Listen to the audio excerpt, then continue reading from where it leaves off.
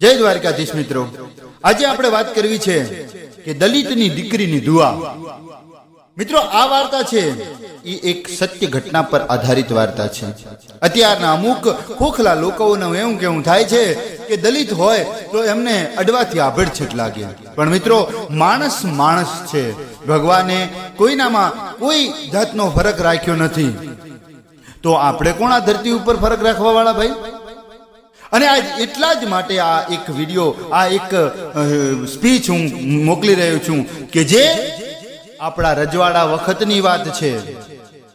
આતાભાઈ પોતે ફર નિંદરની અંદર સૂતા છે અને ડેલીએથી કોઈકે સાદ કર્યો અને આતાભાઈની આંખ જબુકીને એમણે જોયું તો એક દલિત માણસ પોતાના બે છોકરાઓને બધા એમની ડેલીએ ઊભા છે અને રોવે છે. આતાભાઈએ કીધું કે કોણ છો તમે? તો કે બાપુ, હું દલિત છું. હે, કેમ રોવો છો? તો કે બાપુ, મારી દીકરીને ગેલાસાના બરવાળે પહેણાવેલી છે અને જમાઈ થોડો કપૂત નીકળ્યો, મારી દીકરીને મારે છે, ઢોર મારી અને એને અડધી ગાંડી કરી નાખી છે. હું નેહડાનો વતની છું અને અમારું કોઈ રણી ધણી નથી બાપુ, એટલે અમારે કોણ બચાવી શકે? અમારી દીકરી અહીંયા આવી ગઈ હતી અને પાછળથી એ લોકો તેડવા આવ્યા, અમે ન મોકલી.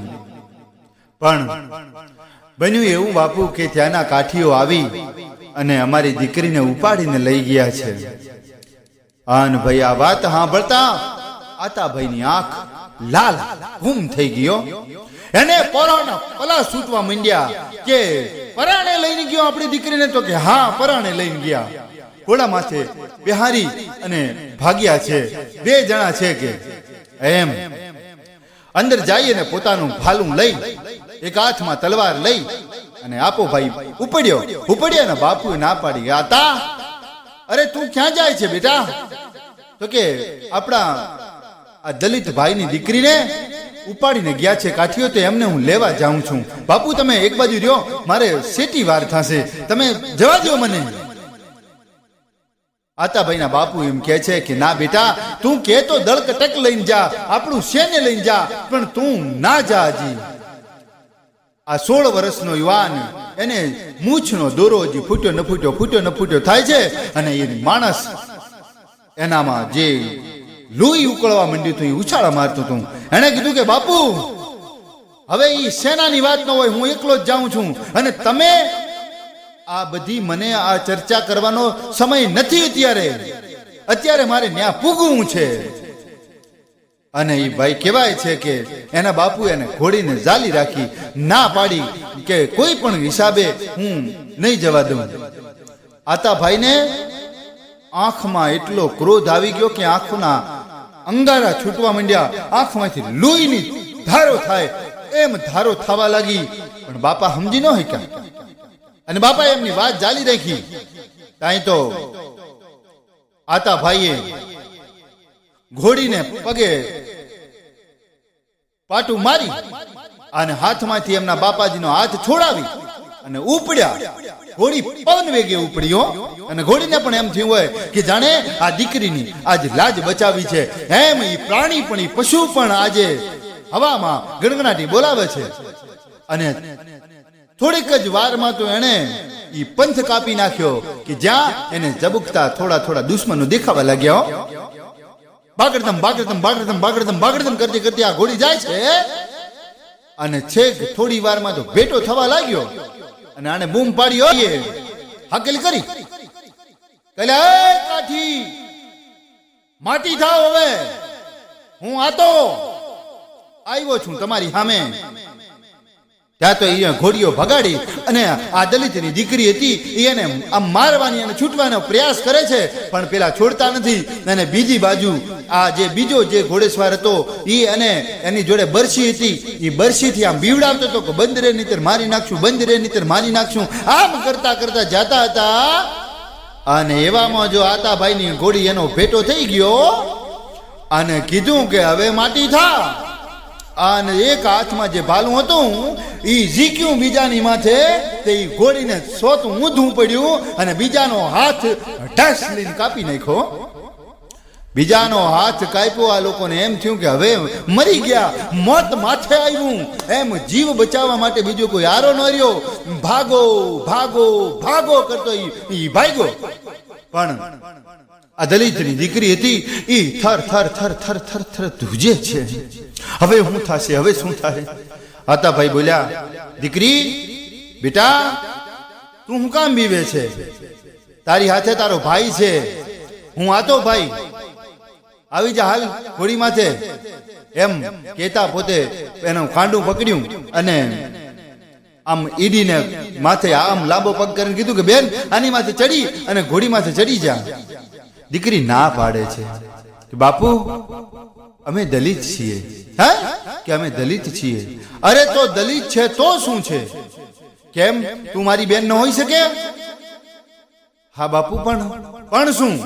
અરે આ દુનિયાની નજરની અંદર એ માણસોની આંખમાં ખરાબી હોઈ શકે, માણસ ખરાબ હોઈ શકે, કોઈ દીકરી ખરાબ ના હોઈ શકે. બેસ તું મારી બેન છો કરી અને એને કાંડું ઝાલી અને પોતાના પગ માથે એનો પગ મુકવડાવીને સીધી ઘોડી માથે પાછળ બેહાડી દીધી અને કીધું કે બેટા મને બરોબર પકડીને બેહજે, કારણ કે હવે ઘોડું પવન વેગી દોડાવવું પડશે, નહીતર હમણાં અહીંયા કાઠીઓનું દળ કટક આવશે અને આપણને અહીંયા ઠાર કરશે.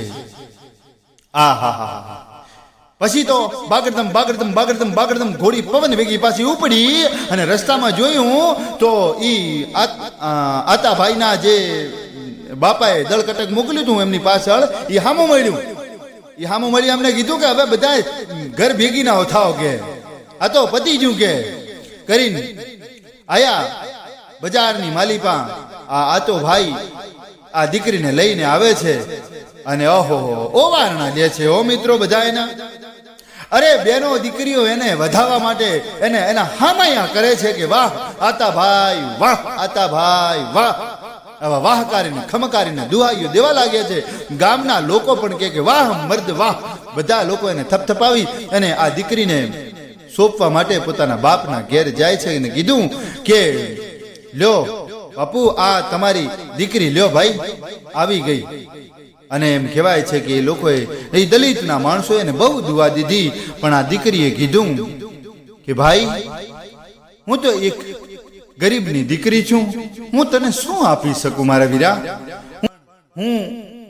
હું તને એટલું તો જરૂર આપીશ કે જા વીરા, આજથી અને આ એક દલિત દીકરીની દુઆ છે કે તું જ્યાં સુધી જ્યાં પણ આવી રીતે કોઈના યુદ્ધ મેદાને ચડીશ, કોઈની સખાથે ચડીશ કે કોઈની જો બેન દીકરીની આબરૂની વારે ચડીશ તો તારી આમાં જીત થશે અને થશે. વિચાર કરો મિત્રો કે જ્યાં સુધી ઈ આતાભાઈને ગમે ત્યાં લડવાનું કાંઈ બી થયું એમાં આતાભાઈની કાયમી માટે જીત રહી છે, એવું ઇતિહાસ સાક્ષી પૂરે છે. મિત્રો કોઈ પણ જ્ઞાતિ, કોઈ પણ જાતિ, કોઈ પણ ધર્મ, કોઈ માણસ ગમે તે હોય, ભગવાને જેમાં ભેદ કર્યો એમાં ભેદ કરજો. જો ભગવાને ભેદ નથી કર્યો એમાં તમારી કોઈની તાકાત નથી કે કોઈ જાતનો ભેદ થાય. કદાચ કોઈને મારા શબ્દોથી ખોટું ન લાગવું જોઈએ, કારણ કે સત્ય સનાતન ધર્મ એક જ વસ્તુ કહેવા માંગે છે. ભગવાન કૃષ્ણ પણ એ કહે છે કે તમને કોણે કીધું, અને આજનો કાયદો પણ એ જ કહે છે કે તમને કોણે કીધું ભાઈ કે તમે કાયદાના હાથમાં લ્યો? ભગવાન પણ એ જ કહે છે કે હું જે કરું છું એ સારું કરું છું, હું જે કંઈ કરીશ એ પણ સારું કરીશ, મારી મરજીની ખિલાફ કાંઈ થવાનું નથી. તો પછી તમે કયા આ અભિમાનમાં જીવો છો કે તમે આમ કરશો, તમે આમ કરશો, તમે ભલાણું કરશો, તમે ઢીમકું કરશો? અરે કોઈ કાંઈ નથી કરવાનું ભાઈ. કરશે તો એક જ પરમાત્મા પોતે કરશે. અને બીજું આ માણસ જે માનવ જેનામાં માણસાઈ હશે ને ઈ કરશે. બાકી માણસાઈ નહીં હોય અને ખોટા કુપાત્રોના આમ જો એક વસ્તુ છે કે કુપાત્રનો મતલબ એ થાય છે કે ભાગ્યમાં કોક મારામાં જે હું બોલી રહ્યો છું અત્યારે સારું બોલી રહ્યો છું, પણ મારી અંદરની અંદર શું છે એ કોઈને ખબર નથી, એ ઉપરવાળાને જ ખબર છે. એ ભગવાન અખિલ બ્રહ્માંડનો માલિક જ જાણે કે મારા પેટમાં શું છે. પણ કહેવાય છે કે મિત્રો કોઈ પણ માણસને કુપાત્ર તરીકે સમજવું એવું આપણામાં આવતું નથી. આપણી દ્રષ્ટિ સારી તો દુનિયા સારી, આપણી દ્રષ્ટિ ખરાબ તો દુનિયા ખરાબ. બાકી ખરાબ આ દુનિયામાં કાંઈ છે નહીં. જે કંઈ છે એ આપણા થકી જ છે, આપણાથી જ છે. માટે અહીંયા હું એક જ સંદેશ મોકલીશ કે જીવનમાં કાંઈ કરવું હોય તો કોઈનું સારું કરજો, ન થાય તો કાંઈ નહીં, પણ કોઈનું ખોટામાં કોઈ દિવસ ભાગ ન લેતા.